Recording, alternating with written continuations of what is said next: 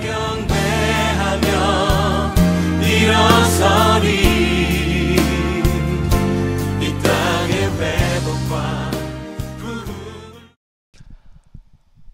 여러분 반갑습니다. 오늘 북카페 또 복음이란 무엇인가 나머지 부분을 여러분과 함께 이제 좀 나누려고 합니다. 오늘은 3장에서부터 6장까지 오늘 나누고 이제 우리 만나서 이제 마지막 결론 부분을 함께 하도록 하겠습니다. 제가 기도하고 시작하도록 하겠습니다. 하나님 아버지 감사합니다. 우리 코로나로 인해서 또 대면으로 할 수 없는 그런 상황에서 또 이렇게 온라인으로 저희들 귀한 또 책을 통해서 구원과 복음에 대한 진리들을 또 깨달아갈 수 있도록 인도하여 주신을 진심으로 감사합니다. 오늘 또 이 말씀을 같이 나눌 때에 지혜를 주시고 정말로 복음의 진리를 깊이 되새겨서 그 속에 일어나는 자유함과 또 그 속에서 하나님의 귀한 사명들을 발견해 나가는 하나님의 제자들로 세워지도록 인도하여 주옵소서. 모든 것 주 앞에 올려드리며 예수님의 이름으로 기도합니다. 아멘. 하나님의 나라는 언제 오는가 입니다. 제가 이 부분을 이렇게 정리를 하다 보니까 엊그제 또 우리 집에 있었던 사건 하나가 있었습니다. 우리 늦둥이 아들이 요즘은 그 만화로 된 성경에 푹 빠져 있습니다. 그래서 10권으로 된 그 만화로 된 성경을 얼마나 열심히 읽는지 한 번은 이 아이가 그 만화로 된 성경을 이렇게 보면서 어디를 보았는지 모르겠으나 아무튼 그 천국에 대한 부분들을 이제 보았는가 봐요. 아마 요한계시록 부분을 보았는지 모르겠습니다만은 그러면서 한 번은 이런 질문을 하는 거예요. 천국에 가고 싶다. 이런 말을 하는 거예요. 제가 그 말을 듣는 순간 나도 모르게 무의식 가운데 쟤 무슨 얘기하는 거야? 왜 저런 이상한 얘기를 하지? 그런 생각이 드는 거예요. 그러니까 하나님의 나라에 대해서 좀 많이 알고 있다고 생각을 했지만 내 무의식 중에 깊은 곳에는 천국은 죽어서 가는 곳, 이런 어떤 생각들이 내 안에 각인이 되어 있었다라는 걸 순간 깨닫게 되었습니다. 그래서 하나님의 나라 가고 싶다, 그렇게 말을 할 수 있잖아요. 하나님의 나라에 대해서 잘 모르니까. 그런데 나는 그 말을 듣고 하나님의 나라에 가고 싶다를 어떻게 들었냐면 나 빨리 죽고 싶다, 이렇게 들린 거죠. 왜? 하나님의 나라는 죽어서 가는 곳이라고 생각하는 것들이 내 속에 무의식 가운데 각인이 되어 있었다라는 거죠. 그 말을 듣고 제가 좀 생각을 하다가 이런 얘기를 했습니다. 아들아, 하나님의 나라는 네 속에 있어. 그렇게 얘기를 했습니다. 그러니까 아들이 내 속에 있다고요? 하나님이 내 속에 있다고요? 하면서 또 질문을 하는 겁니다. 그래서 제가 또 이렇게 얘기했습니다. 하나님의 나라는 우리 가운데 있단다. 하나님이 천국에 계셔야 되는데 우리 가운데 어디 계세요? 안 보이잖아요. 하면서 또 질문을 하는 겁니다. 그러면서 또 옆에 있는 대학생 딸이 또 이렇게 질문을 합니다. 하나님의 나라가 우리 가운데 있다면 왜 성경에서 말씀한 그 천국의 모습이 우리 가운데는 잘 보이지 않을까요? 그 모습은 뭐 우리 가정의 모습으로 한정을 할 필요는 없습니다, 여러분. 이 땅을 바라보면서 하나님의 나라가 우리 가운데 있다라고 했을 때 왜 오히려 천국의 모습보다는 이 땅은 지옥의 모습이 더 많냐라는 이제 그런 의도였겠죠. 이제 그러면서 순간적으로 제가 또 그 질문을 받으면서 느꼈던 것이 뭐냐면, 우리가 하나님의 나라를 생각할 때 들어가는 것, 또 하나님의 나라를 들어가서 누리는 것, 이게 아주 중요한 부분이거든요. 중요한 부분임에도 불구하고 그러나 하나님의 나라에 대한 하나님의 나라를 우리가 이 땅 가운데 이루고자 하는 그런 사명에 대한 부분으로는 우리가 잘 인식을 못하고 있구나 라는 생각을 했습니다. 하나님의 나라가 우리 가운데 있다. 그러면 우리 가운데 하나님의 나라의 모습이 보이지 않는다고 한다면 하나님의 나라를 공부하고 복음으로 배운 저와 여러분들은 하나님의 나라의 가치를 또 하나님의 나라를 이루어야 되는데 라고 하는 또 사명이 우리 가운데 들어와야 사실은 예수님의 뒤를 이은 제자로서의 삶을 또 살아가는 우리들의 성숙한 모습이겠다라는 이제 그런 생각을 하게 되었습니다. 여러분, 오늘 이 하나님의 나라는 언제 오는가? 이거를 이제 종말론이라고 하죠. 어려운 용어로 종말론. 이 하나님의 나라는 미래에 임한다. 뭐 좀 더 쉽게 표현을 하면 우리가 죽으면 간다. 뭐 이런 것이 이제 뭐 미래적 종말론이라고 그러고요. 또 하나님의 나라는 이미 임했다. 이렇게 말하는 것을 실현된 종말론이다. 이렇게 부릅니다. 그러나 사실은 이제 우리가 좀 역설적이잖아요. 뭐 이미 임했으면 임한 것이고 아니면은 아직 임하지 않았으면 미래에 올 것인데 아니 뭐 이미 왔다. 아니면 아직 오지 않았다. 뭐 이게 똑같이 성경 속의 메시지라고 한다면 이거는 논리적으로 좀 모순이 있는 거 아니냐 이렇게 우리가 생각할 수가 있습니다. 그런데 이제 우리 성경을 해석하는 우리 성경의 학자들이 이 부분은 거의 이제 일치된 견해를 갖고 있죠. 하나님의 나라는 언제 오냐라고 했을 때, 자, 이렇게 생각하면 좋을 것 같아요. 배가 이제 항구를 떠나서 목적지를 향하여 갑니다. 그러면 배가 이제 항구를 떠난 것을 우리가 배가 출항했다 그렇게 얘기를 하죠. 출항했다. 닻을 올린 겁니다. 그 말은 우리가 어떻게 받아들이냐면 목적지에 있는 우리는 이제 지금 오고 있대. 이미 출발했대. 오고 있는 거죠. 오고 있는 거죠. 그런 의미가 되겠죠. 그러니까 하나님의 나라는 이미 출범했다. inauguration. 이미 출범을 했다라는 거죠. 그러면 지금은 계속해서 오고 있는 과정이겠죠. 자, 그러면 그 출범한 하나님의 나라가 이제 목적지에 도달하는 것이 완성이겠죠. 완성이겠죠. 그러니까 하나님의 나라는 지금 완성 가운데 이르지는 않은 거예요. 그러나 이미 항구를 떠난 거예요. 출범을 해서 지금 완성을 향하여 나아가고 있는 과정에 있다. 그런데 영어 표현으로 하나님의 나라는 이미 시작됐다. already. 출범을 해서 그러나 아직은 아니다. not yet. 이렇게 이제 규정을 하는 거죠. 그래서 이제 하나님의 나라는 미래에 임한다. 자, 미래에 임한다라는 건 미래에 이제 완성이 된다라는 거죠. 그러니까 하나님의 나라가 완성이 되었을 때의 모습은 뭐냐면 사탄의 세력과 나라를 완전히 제거하고 하나님의 통치가 완성될 것이다. 그러니까 여러분 요한계시록에 보면 예수님의 재림을 통한 하나님의 나라 완성, 새하늘과 새 땅으로 묘사되어져 있는 하나님의 나라의 완성이 이제 되어질 때에 마지막 부분에 나타나는 것이 뭐냐면 이 사탄의 세력들, 짐승, 거짓 선지자, 그리고 마귀, 이 음부의 세력들이 이제 다 완전히 진멸되어지는 이 모습이 나오죠.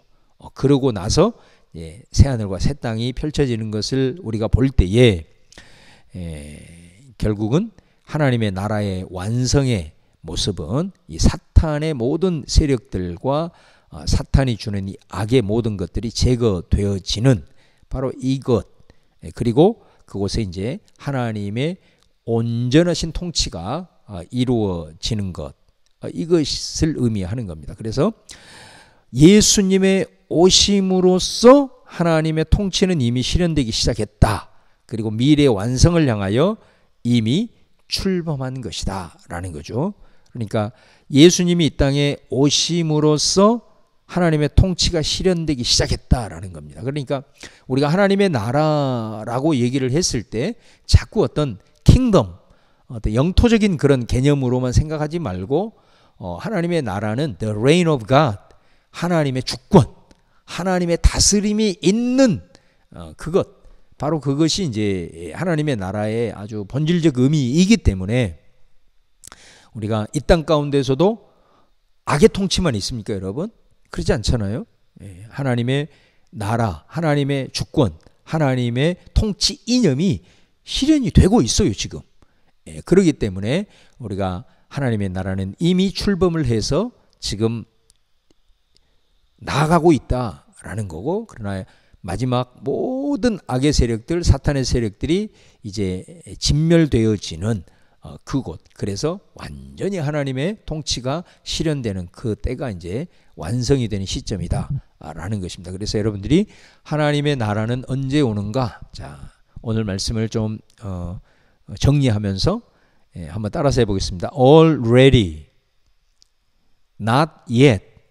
자, 요 영어 표현으로 하나님의 나라는 예수님이 이 땅에 오심으로써 이미 출범을 했고, 그러나 아직 완성이 되지 않았다 라는 것, 이렇게 정리를 하시면 되겠습니다. 자, 그럼 제4장에 들어갑니다. 하나님의 나라는 그럼 어떻게 오는가의 문제입니다. 하나님의 나라는 어떻게 오는가? 자, 첫 번째, 하나님의 나라는 초월에서 은혜로 온다라는 겁니다. 한번 따라서 하겠습니다. 하나님의 나라는 초월에서 은혜로 온다라는 것. 여기서 하나님의 나라는 어떻게 오느냐? 자, 꼭 기억하세요. 초월이라는 단어, 그 다음에 또 하나는 은혜라고 하는 단어. 자, 요 두 단어 꼭 기억하시기를 바랍니다. 자, 우리 예수님이 복음서를 통해서 하나님의 나라를 말씀하실 때, 그리고 그 말씀하신 기록이 이제 우리 성경으로 지금 주어져 있지 않습니까? 거기에 보면 우리가 흔히 하나님의 나라를 얘기할 때 이제 자주 쓰는 표현이 하나님의 나라를 이루다, 또 하나님의 나라를 확장하자, 이런 말을 우리가 많이 쓰잖아요. 사실 그것도 사명과 관련해서는 굉장히 중요한 표현입니다만은 예수님이 말씀을 하실 때에 하나님의 나라의 표현을 쓰실 때는 이루다, 하나님의 나라를 확장한다, 이런 표현보다는 하나님의 나라가 온다, 또 하나님의 나라를 너희에게 준다, 또 우리가 하나님의 나라에 들어간다, 또 하나님의 나라를 우리가 상속으로 받는다, 이러한 단어를 훨씬 더 많이 사용하고 있다라는 겁니다. 여러분 한번 보세요. 우리가 하나님의 나라를 이룬다, 하나님의 나라를 확장한다. 자, 이거는 뭔가 하나님의 나라가 우리의 어떤 무언가에 의해서 이렇게 되어지는 것처럼 이렇게 느껴지는 부분들이 있지만, 자, 하나님의 나라가 온다. 내가 가는 게 아니에요. 온대요. 또 하나님의 나라를 내가 성취한다, 이게 아니라 하나님의 나라는 주어지는 것이다. 그죠? 또 하나님의 나라는 들어간다. 또 그것을 상속으로 내가 받는다. 이런 표현은 벌써 어떤 느낌이 드는가요? 아, 하나님의 나라는 초월적인 것이구나. 그런 것을 우리가 알 수가 있죠. 다시 말하면 우리의 어떤 힘과 우리의 능력, 이런 것이 아니라 전혀 우리와는 차원이 다른 곳에서 우리에게 임하는 그런 느낌이 들지요. 그리고 또 하나님의 나라는 하나님께서 초월의 상태에서 우리 가운데 훅 치고 들어와서, 그리고 그 나라를 우리에게 주시는 거예요. 누가? 그분이. 예, 그러니까 바로 이 의미입니다. 그래서 우리는 주시면 받는 거고, 그리고 그 하나님의 나라가 오니까 우리는 들어가는 거죠. 그러니까 우리가 주도적인 것이 아니고 우리는 굉장히 어떻게 보면 좀 수동적인 그런 입장인 거죠. 받는 거고 오니까 들어가는 거고. 그래서 바로 이 말입니다. 하나님의 나라는 어떻게 오냐? 초월인데 우리의 어떤 수준을 뛰어넘는 거죠. 우리의 한계를 뛰어넘는 그런 초월적인 어떤 모습으로, 방법으로, 그리고 또 우리가 은혜로, 선물로 우리가 들어가는 것이다 라는 그런 의미죠. 그래서 하나님의 나라는 바로 초월에서 은혜로 온다라는 겁니다. 그래서 오늘 이 초월성이라는 말, 은혜, 이게 이제 우리 하나님의 나라 혹은 구원에 대한 두 가지 조건이다라는 거죠. 다시 말하면 정리를 합니다. 전능자, 다시 말하면 예수 그리스도, 하나님의 아들이신 그분이 초월자의 힘을 가지고, 그러니까 우리 외부에서 초월적인 존재가 우리 인간 안으로, 그러니까 어려운 말로 내재로 들어오는 거죠. 들어오는 거죠. 밖에서 들어오는 거예요. 이게 초월성이라는 거예요. 하나님의 나라는 우리가 뭐 노력해 가지고 우리가 일구어서 되는 게 아니라 우리 인간 밖에서, 이게 초월이잖아요. 그게 인간의 한계를 넘어서는 게 초월이잖아요. 그 초월이 우리 가운데 들어와서 그 다음에 들어온 다음에, 들어온다고 해서 다 되냐? 아니라는 거예요. 그분이 이 가지고 오신 하나님의 나라를 우리에게 주어야 우리가 받을 수 있는 거다. 무슨 말인지 아시겠죠? 그분이 주어야 돼요. 우리에게 손을 내밀어야 우리가 받을 수 있는 거다. 그래서 하나님의 나라는 초월, 그 다음에 은혜, 아주 이게 중요한 의미입니다. 그래서 하나님의 나라에 이 어떻게 오는가라고 하는 의미 속에 이 초월성과 은혜라고 하는 이 두 가지의 개념을 여러분들이 좀 기억할 필요가 있겠습니다. 자, 우리가 좀 비교 종교학적인 측면에서 오늘 이 책이 제시하는 한번 그 의미들을 좀 더 다루어 보도록 하겠습니다. 우리가 흔히 고등 종교라고 했을 때, 뭐 물론 이 종교학적으로 보면 이제 우리 복음의 입장에서 봤을 때는 우리 기독교와 이렇게 비교할 수 있는 것은 아닙니다만은 일반 종교학적으로 보았을 때 고등 종교 그러면 이제 물론 이 불교 또 뭐 이슬람교 뭐 기독교 이렇게 흔히 이제 얘기를 하지 않습니까? 자, 이 고등 종교 중에 하나인 인도 계열의 범신론, 이게 이제 대표적인 힌두교와 힌두교의 아류가 이제 불교이죠. 그 힌두교나 불교는 그 어떤 신론을 가지고 있느냐면 범신론이에요. 범신론. 이 범신론이라고 하는 것이 뭐냐면 쉽게 얘기를 하면 신의 어떤 초월성은 인정을 안 하는 거죠. 내재만 인정을 한다. 이 내재만 인정한다라는 게 뭐냐면 이 신이 우리 밖에 어떤 초월자로 존재하는 게 아니고 모든 세상 만물에 이미 들어가 있다라는 거예요. 예, 그런 의미예요. 우리 안에도 신이 있고 짐승 안에도 신이 있고 뭐 이렇게 되는 거죠. 모든 만물에 신이 다 내재해 있다, 들어있다. 그래서 범신론이라고 얘기를 하는 겁니다. 자, 그래서 여러분 불교와 인두교 같은 경우는 살아있는 모든 미물들에 대해서도 굉장히 좋은 의미로 얘기를 하면은 굉장히 그 중요하게 여기죠. 그래서 뭐 인도 같은 데 가보면 힌두교 나라잖아요.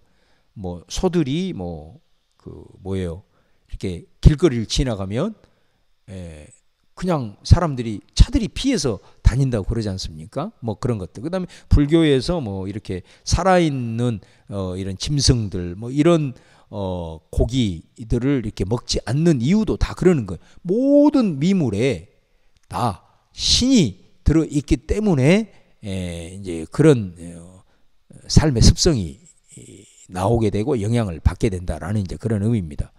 자, 그래서 이 범신론은 모든 것의 본질은 뭐냐면은 변함이 없는 영원한 세계예요. 이게 본질이에요, 본질. 그 다음에 그러면 눈에 보이는 현상은 뭐냐면은 돌고 도는 거예요. 계속 돌고 도는 거예요. 이걸 우리가 쉽게 얘기하면 생로병사라 그러죠. 나서 또 뭐 생노, 늙었다가 병 들었다가 죽고 다 이런 거죠. 근데 이 돌고 도는 것이다. 근데 이게 영겁의 윤회다. 이런 표현을 해요. 이렇게 돌고 도는 것이 생로병사로 끝나는 게 아니라 다시 또 새롭게 태어나서 살아가는 거죠. 그래서 여러분 그걸 윤회설이라고 그러잖아요. 윤회. 그래서 내가 살았다가 또 죽으면 뭐 다음 생애에는 뭐 동물로도 태어날 수도 있고 가난한 사람이 뭐 부자로도 태어날 수 있고 이게 이제 윤회죠. 근데 이 윤회가 영겁 끝이 없이 계속해서 되풀이 된다라는 그런 의미예요. 자, 이것을 인간의 문제라고 보는 겁니다. 다시 말하면 생로병사, 살고 늙고 병들고 죽고 이것이 계속해서 영겁 끊임이 없이 반복되는 윤회되는 자, 이런 모습들. 그러니까 인간의 어떤 살고 늙고 병들고 죽는 이것이 멈추지 않고 계속 반복이 된다는 거죠. 그렇다고 한다면 이 범신론에서 구원이라고 하는 것이 뭐냐면 이 윤회의 고리를 끊어버리는 거예요. 끊어버리고 아까 얘기했잖아요. 본질이 뭐라 그랬어요? 변화가 없는 영원한 세계에 들어가는 거예요. 지금은 우리가 이 세상에 살아가는 삶 자체가 이제 그러니까 고행인 거죠.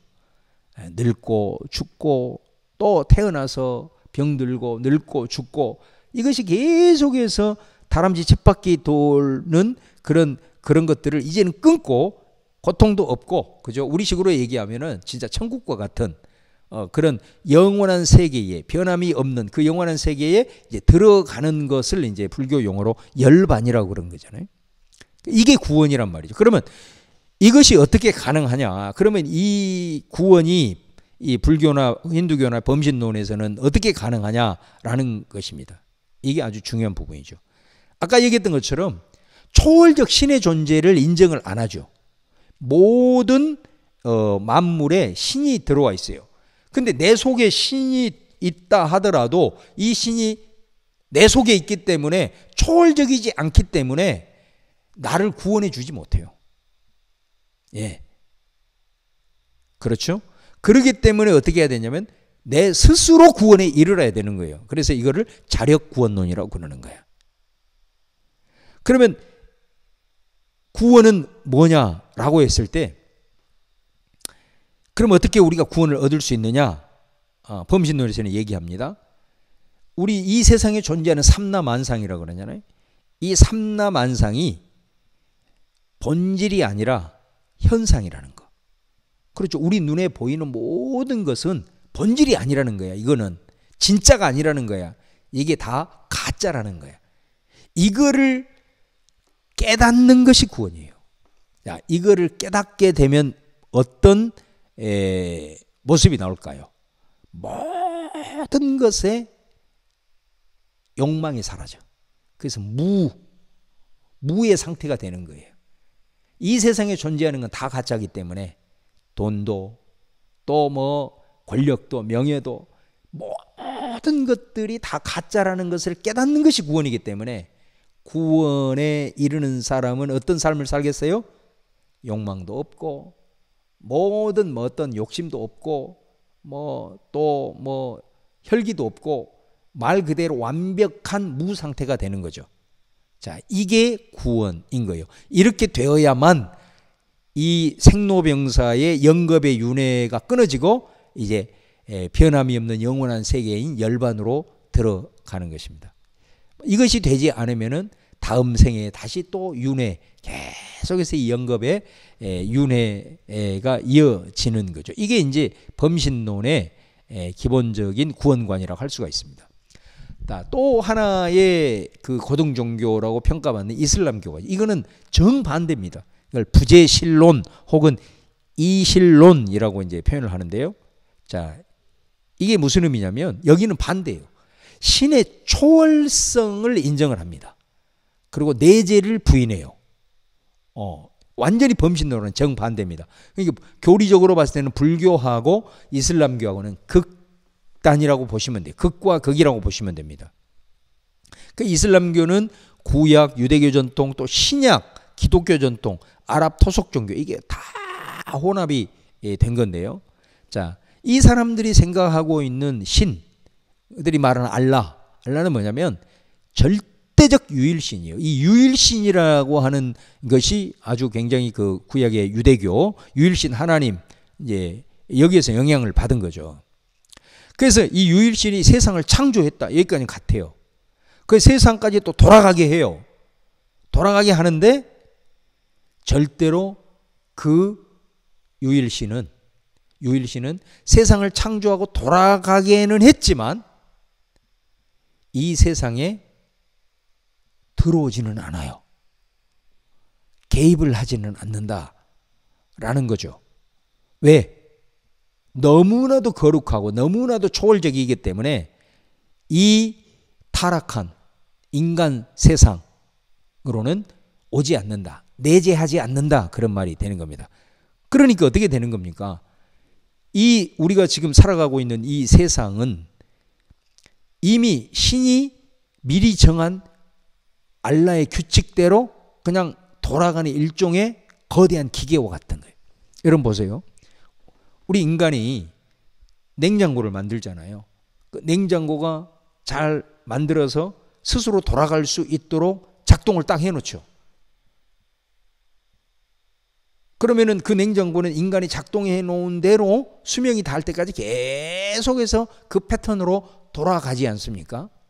이 세계가 그와 같다라는 거예요. 그러니까 이 사람들에게 있어서는 어떤 삶의 어떤 그 모습이 있을까요? 완전히 운명론인 거예요.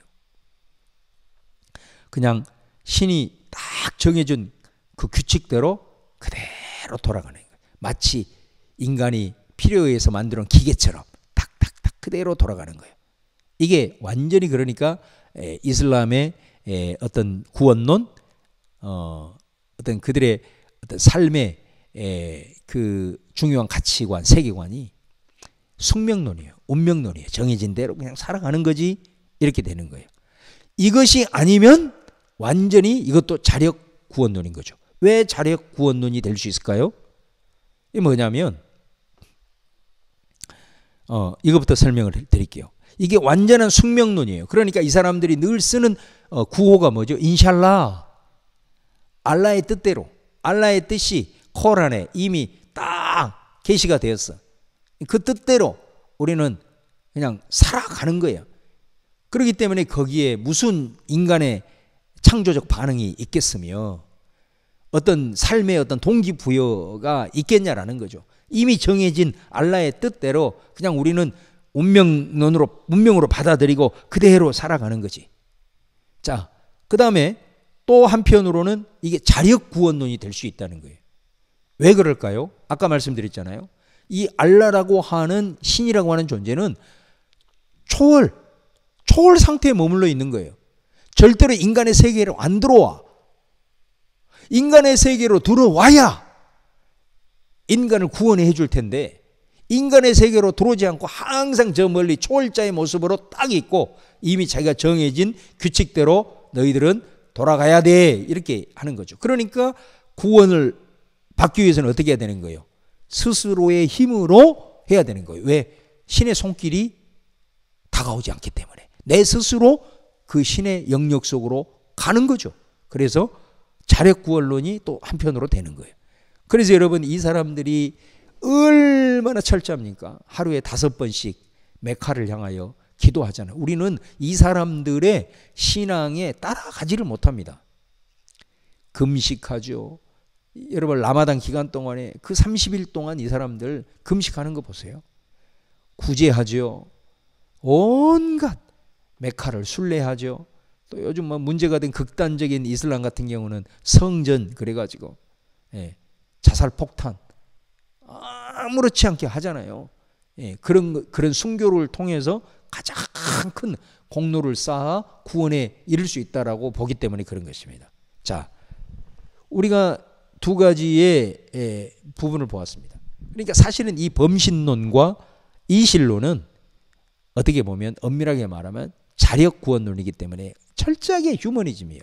이게 인본주의와 다를 바 없는 것입니다. 자, 이것에 비해서 예수 그리스도께서 우리에게 계시한 하나님은 어떤 분이냐? 초월자죠. 천지를 창조하신 분이에요. 우리와는 급이 완전히 차원이 다르신 전능자의 모습이죠.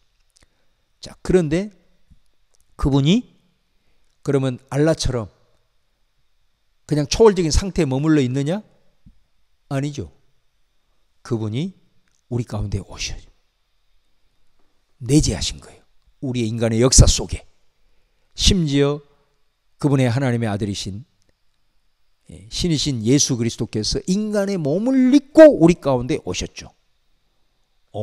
바로 초월하시면서 내재하시는 하나님. 이게 기독교의 하나님이에요.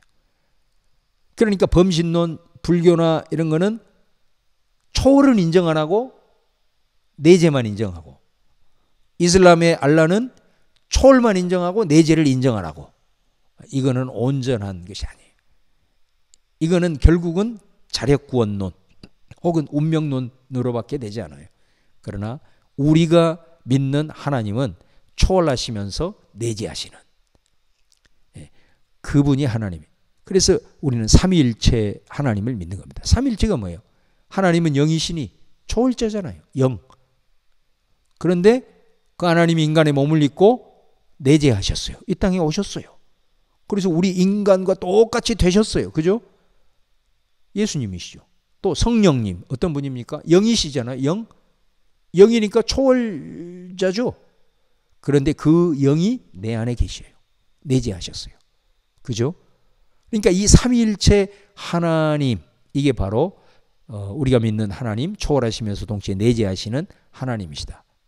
자, 그러므로 구원이라고 하는 것은 그 초월자가 우리 가운데 오시는 거예요.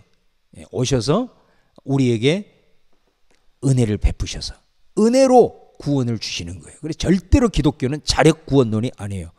인간의 어떤 힘으로. 그래서 우리가 하나님의 나라를 이야기할 때 이룬다, 우리가 하나님의 나라를 확장한다, 이런 거를 조금 경계할 필요가 있습니다. 물론 사용을 해야 되지만 항상 우리가 이 말을 사용할 때는 하나님의 나라가 어떻게 오냐? 초월자이신 그분이 내재하셔서 우리에게 선물로 주시고 우리에게 주심으로 우리가 손을 내미심으로 우리가 그분의 손을 잡고 들어가는 이 은혜, 초월과 은혜, 이거를 먼저 항상 전제를 하고 우리가 이제 사명감을 가지고 이 땅 가운데 완성을 향하여 가는 하나님의 나라를 이루어가는 이런 부분으로 이제 사용을 해야지, 이 초월과 은혜의 개념을 도외시하고 그냥 우리가 이런 개념을 쓰는 것은 조금 의미가 다르다라는 거, 경계해야 된다라는 것입니다. 그래서 여러분, 예수님께서 예수님 당시에 그 열심 당파들이 있었잖아요. 여기와는 예수님은 철저하게 선을 그었던 것을 보게 됩니다. 그래서 그들이 생각하는 것처럼 어떤 정치적인 또 혹은 사회적인 경제적인 어떤 그런 프로그램을 제시하지 않았던 것을 보게 돼요. 우리 왕이 되어주셔서 로마로부터 해방시켜 주세요. No. 그 다음에 우리를 오병이의 기적에 몰려들면서 왕으로 삼으려고 해보세요. 우리에게 경제 문제가 해결이 되겠구나. 예수님은 나는 그걸 위해서 오지 않았다. 오직 예수님은 그 거리를 두면서 모든 인류가 지금 아담의 숙명 가운데 있다라는 거예요. 다시 말하면 죄 가운데 죽음과 사망과 사탄의 지배하에 있는 그 상태로부터 구원하기를 원하는 거죠. 그래서 사탄의 통치로부터 벗어나게 해서 생명의 하나님의 통치 아래로 우리를 들어오게 하시는, 그것을 위해서 우리 예수님이 이 땅에 오셨던 것을 우리가 알 수가 있습니다. 자, 그 다음에 세 번째, 우리가 하나님의 나라를 생각할 때 방금 어떻게 오냐라고 했을 때 뭐예요? 초월성, 은혜, 이거 꼭 기억하시고요. 그 다음에 우리가 기억해야 될 것은 하나님의 나라가 어떻게 오냐라고 했을 때 은닉, 필연, 점진, 이 단어를 우리가 좀 기억할 필요가 있습니다. 그러니까 용어적으로 정리를 하면 매우 단순화 되게 됩니다. 잘 기억이 되어지고 용어가 좀 어렵지만 이렇게 정리를 할 수가 있다는 거죠. 예수님이 천국 비유를 얘기하시면서 씨 비유를 많이 사용하셨잖아요. 그래서 거기에 보면 겨자씨가 나오고 또 누룩이 나오죠. 그러니까 겨자씨는 굉장히 작잖아요. 그러니까 그거는 뭘? 은닉성이라 이 말이에요. 은닉이라는 거는 이게 눈에 보일까 말까 하는 거잖아요. 잘 드러나지 않는다 그런 말이잖아요. 그러니까 하나님의 나라를 겨자씨로 또 잘 보이지 않는 어떤 그 누룩으로 표현을 한다라고 하는 것은 잘 보이지 않은 만큼 아주 작게 시작을 한다.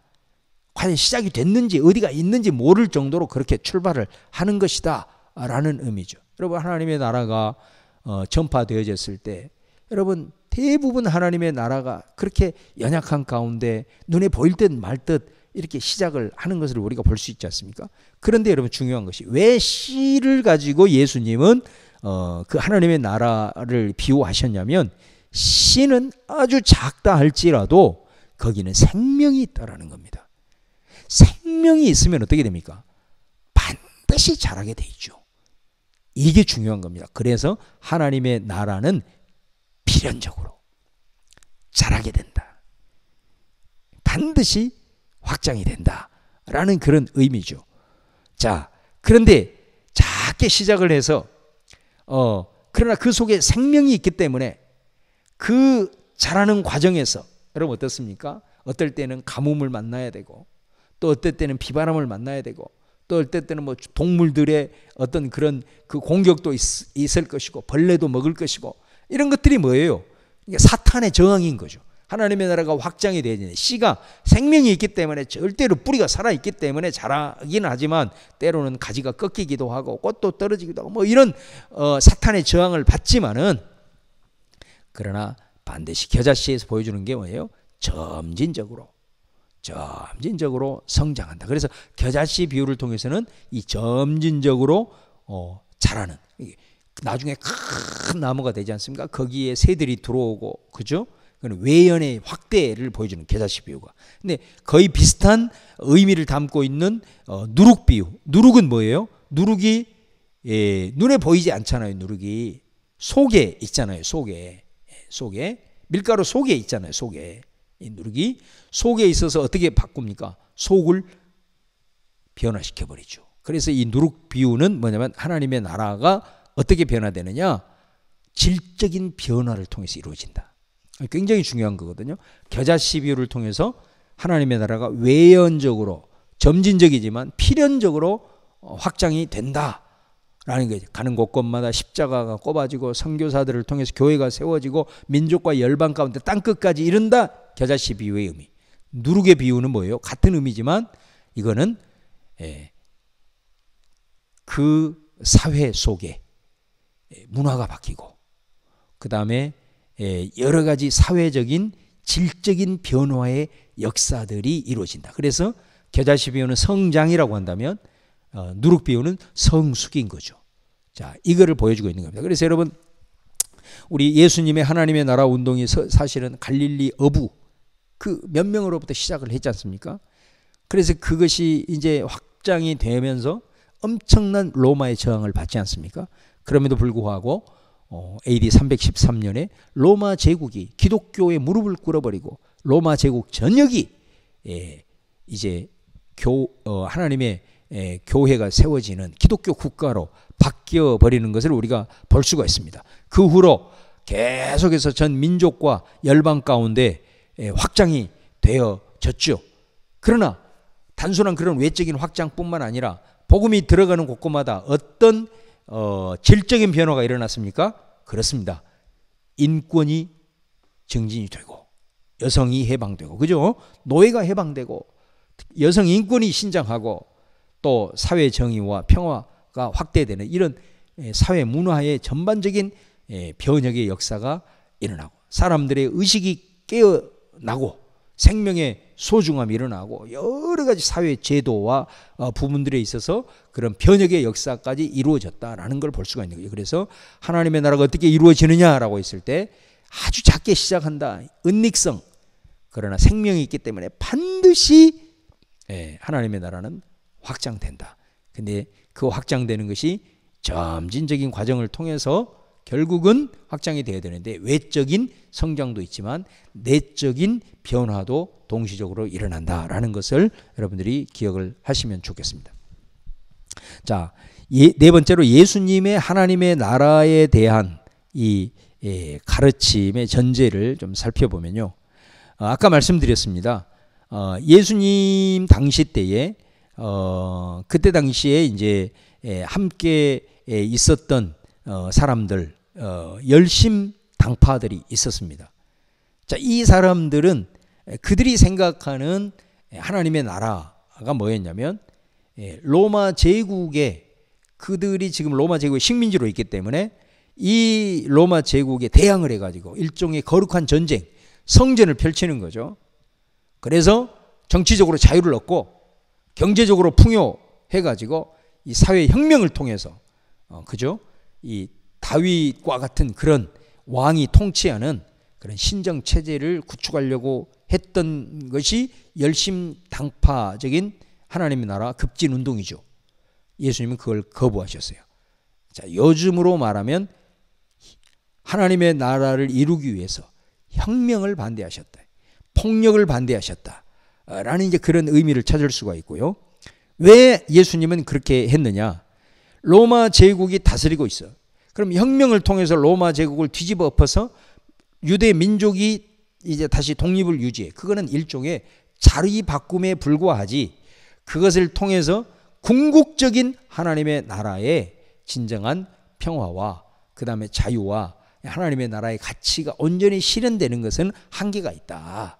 유대민족과 로마의 자리 바꿈뿐이다 라는 의미를. 그 다음에 두 번째는 당시에 예수님과 논쟁을 하면서 예수님에게 가장 비판을 많이 받았던 사람들이 뭐냐면 바리새인들이죠. 이 사람들이 추구하는 경건, 일종의 하나님의 나라 운동은 뭐냐면 굉장히 소극적 경건주의였다라는 겁니다. 다시 말하면 이 사람들은 자기 스스로를 분리된 자라고 여기고 세상의 악한 것들과 선을 긋는 거죠. 세상에 속한 것들과는 선을 긋고 그들과 접촉하지 않음으로써 정말로 하나님의 나라의 운동을 하려고 했던 그 메시아를 기다렸지만 그 메시아의 기다림에 대해서 열심당과는 완전히 좀 차원이 다른 식의 하나님의 나라 운동을 전개했죠. 굉장히 소극적이고 기도하면 돼. 또 우리가 정말 세속적이지 않으면 돼. 이렇게 되면 언젠가는 우리에게 하나님의 나라가 완성될 거야 라고 하는 이제 이런 식의 소극적 경건주의의 흐름이었죠. 그러니까 예수님이 이 바리새인에 대해서 엄청나게 비판을 많이 하지 않습니까? 다시 말하면 이 사람들은 기껏해야 정결례식 또 부정한 음식 먹지 않고 또 죄인들과 접촉 안 하고 그런 것으로 하나님의 나라 운동을 이렇게 소극적으로 생각을 했다는 거죠. 또 그들이 마땅히 해야 될 계명을 준수해야 될 것 11조 철저히 하고 율법 철저히 준수를 했어요. 그런데 이웃을 향한 사랑, 의, 자비 이런 것은 전혀 그들의 삶에 나타나지 않았는 거죠. 그래서 예수님은 그들을 보고 위선자라고 말씀을 했다는 거예요. 예. 굉장히 소극적인 것, 음식, 요즘 우리말로 말하면 술, 담배 이런 것에는 정말로 신앙의 그것이 전부인 것처럼 굉장히 강조를 하지만 정말 사람들, 내 눈에 보이는 사람들에 대해서 불쌍히 여기고 그 사람들을 실제적으로 도와주는 이런 적극적인 이런 측면에 있어서는 너무나도 행하지 않는 이런 모습에 예수님은 엄청나게 화를 내시면서 그들을 이렇게 책망했던 모습들을 우리가 볼 수 있다는 거예요. 그래서 이 예수님께서는 이 바리새인들에 대한 이런 강력한 비판을 통해서 우리에게 던지는 메시지가 뭐냐? 예수가 선포한 하나님의 나라는 기껏해야 주일 성수하고 봉사하고 11조하고 뭐 주초 문제 하지 않고 이런 식으로 우리가 하나님의 나라의 운동에 대한 소극적인 생각을 가지고는 예수님이 선포한 하나님의 나라가 우리 가운데 온전히 실현될 수 없다라는 거예요. 그거를 보여주고 있는 겁니다. 자, 그러면 어떻게 하면 이제 하나님의 나라가 실현되고 확장이 되고 나아갈 수 있는가? 겨자씨 비유처럼 이 누룩 비유처럼 그렇게 될 수 있는가라고 하는 이 부분을 이제 우리가 좀 살펴보겠습니다. 자, 그 부분은 잠시 쉬었다가 우리가 이 부분을 이제 두 번째 파트 한번 살펴보도록 그렇게 하겠습니다.